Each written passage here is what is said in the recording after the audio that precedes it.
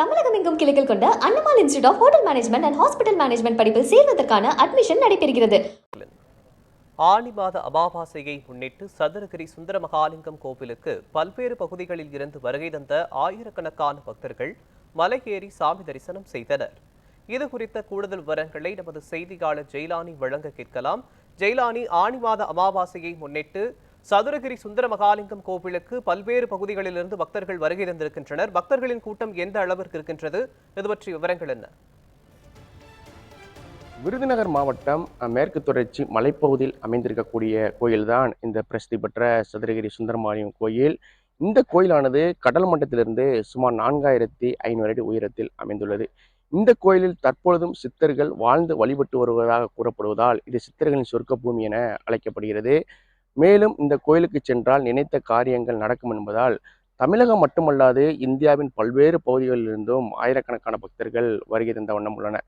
கடந்த காலங்களில் மாதந்தோறும் பிரதோஷம், அமாவாசை, பௌர்ணமி உள்ளிட்ட விசேஷ நாட்களில் மட்டுமே பக்தர்கள் கோயிலுக்கு செல்ல அனுமதி என்பது வழங்கப்பட்டது.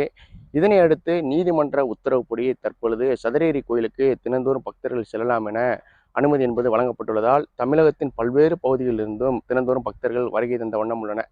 இந்த நிலையில் ஆனி மாத அமாவாசையை முன்னிட்டு இன்று பிரசித்தி பெற்ற சதுரகிரி கோயிலுக்கு விருதுநகர், மதுரை, தூத்துக்குடி, நெல்லை, கன்னியாகுமரி, திருச்சி, சென்னை உள்ளிட்ட பல்வேறு பகுதியிலிருந்தும் அதிகாலை முதலே பக்தர்கள் கோயில் அடிவார பகுதியில் குவிந்தனர்.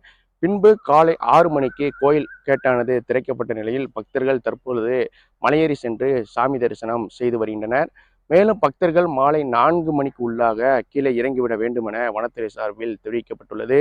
மேலும் கோயிலுக்கு செல்லும் வழியில் உள்ள நீரோடைகளில் குளிப்பதற்கு தடை என்பதும் விதிக்கப்பட்டுள்ளது. மேலும் பக்தர்களின் பாதுகாப்பு கருதி கோயிலுக்கு செல்லும் வழியில் வனத்துறையினர் பாதுகாப்பு பணியில் ஈடுபட்டுள்ளனர். இன்று மாலை அமாவாசையை முன்னிட்டு பிரசித்தி பெற்ற சுந்தர மகாலிங்கத்துக்கு சிறப்பு பூஜைகள் என்பது நடைபெற உள்ளது.